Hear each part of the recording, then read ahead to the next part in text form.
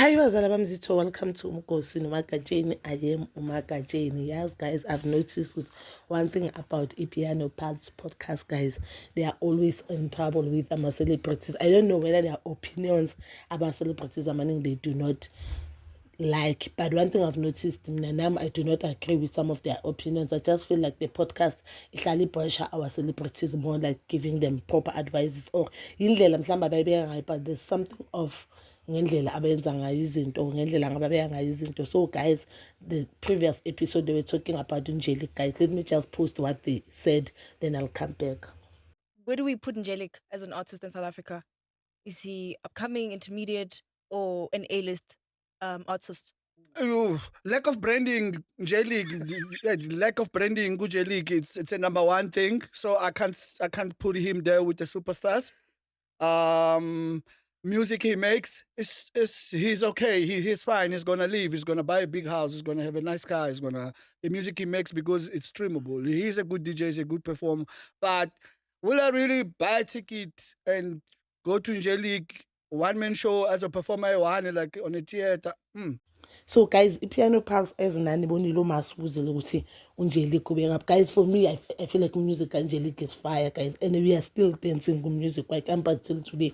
If you go Angelique is Lala now, you will dance, and isadlala ingoma zakhe clapping. I do not understand why they felt as if music is not up to standard, and I do not understand why his face is always so negative. I don't understand why his face is always so negative. The only time his face are positive, mangabe usebenze nalo umuntu loyo and the product yabo or project yabo isebenze sharp, iphumelele yaba sharp, usuka promote. I feel like Ipiano Pulse, it's a platform which promote ezakhe izinto, but not to promote other artists or to speak fairly about other artists. Yazi uThakhi nje now, I feel like uKesha Mafaz, yes, and unokuba negative and now they are negative, but most of the time uThakhi unokulimela iqiniso as it is. Even if ingoma yaka iphume mhlambe uSifiso was part of the songs zokutsho le ngoma le yabheda, my better, you understand? But I feel like the podcast up is more like negative, in a negativity inyana yabo.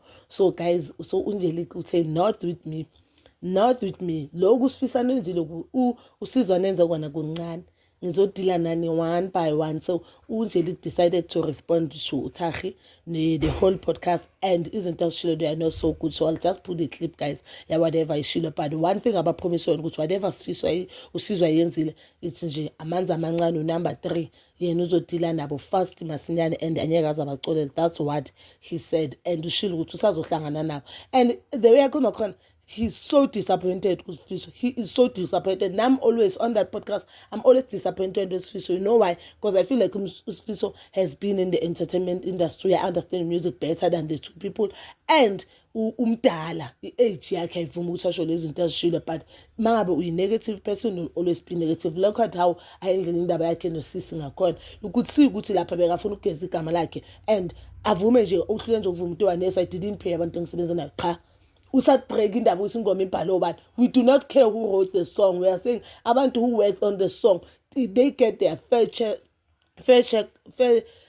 of the check. No, you didn't pay them. So when you focus you and as Father Patrick ashilo ukuthi uSifiso ayangasitshela ukuthi what was the outcome of the court akakayisho up until today, but usabhesha abanye abantu. So guys, we are just waiting mhlambe naye bazom-invite on the next episode, and lapho ke kusho ukuthi kusazoba nzima kakhulu. And yabona nje, you being always negative, there's a difference. I think about they just wanna be umethi so hard, but you could see good intention. It doesn't come from a place of anger or hate or whatever. No, my opinion, and some of the opinion make just so we no one they just wanna be negative just because they just wanna trend. I feel like that.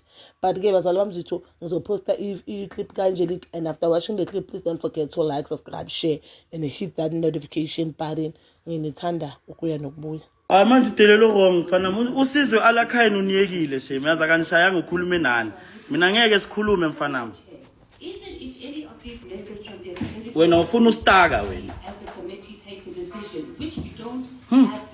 hayi Sifiso uyadelela shame hayi Sifiso uyadelela nje yami wena nale pumpesi yakho le uThakhi nale skheberesh lesi slab nangijwayela nina nasi niyasijwayela nifuna ukuduma ngathi senabo siduma ngabanye nina Sifiso senitshela thina ukuthi where do we place Angelique in this thing, where do we place you guys in this podcasting nina, where do we place you guys, sinibeka phi nina ngoba niyazithathela nje indaba zethu nigijima ngazo nje ungaqeda nizosiphaphela niyas-disrespect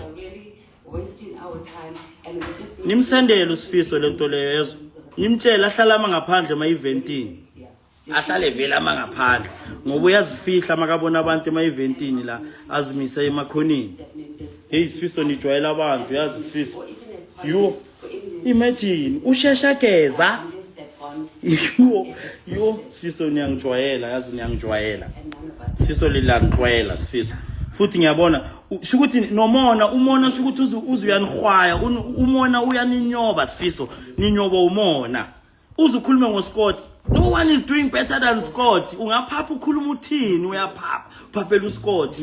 You don't even know where to play. Awazi nala kumele udlalele khona.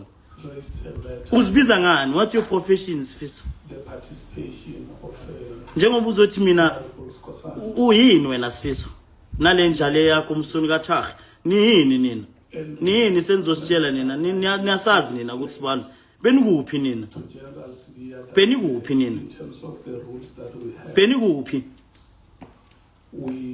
benikuphi Sifiso yazo Sifiso yasijwayela mafitho thonyana wakhona nina ngijwayela nasi ngiyanitshela nasi niyangijwayela nibona mina ngizithulele nina nibona kahle ukuthi ningijwayele zoduma ngani Sifiso ngizoduma ngani ngithi anikangibeki kulabo abala ngizongibeka ke ngizoduma ngani ke Sifiso uthi ngathi ningangitshela ukuthi ngabathola mina ngingaya nalabo khona namanje ngiyozidlalela nabo bangitshele kahle emehlweni. Hey Sifiso niyaphapha man. Yes says uSifiso umdala nje ufunani into enzabantwana umdala uSifiso nje umdala nje umdala abantu abalingana nawo bane stress samasokisi nenwele ezibagrey wena une stress sokubizana nabo Angelique abantu abaziphandelayo hayi mara Sifiso mara niyatelela man Sifiso man yazi. How the question